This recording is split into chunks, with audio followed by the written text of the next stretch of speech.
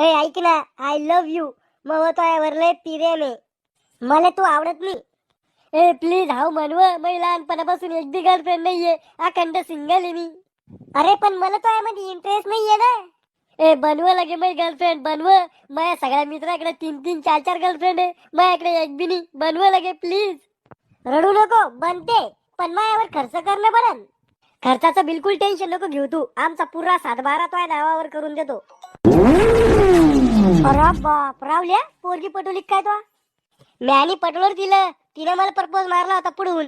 मी आता नाही म्हणलं होतं, पण ती रडायला लागली डायरेक्ट. ती म्हणी तू जर मला भेटला नाही तर मी हाताची नस कापून घेईन म्हणी. मजबुरीमुळे येणं पडलं मला रिलेशनशिप मध्ये.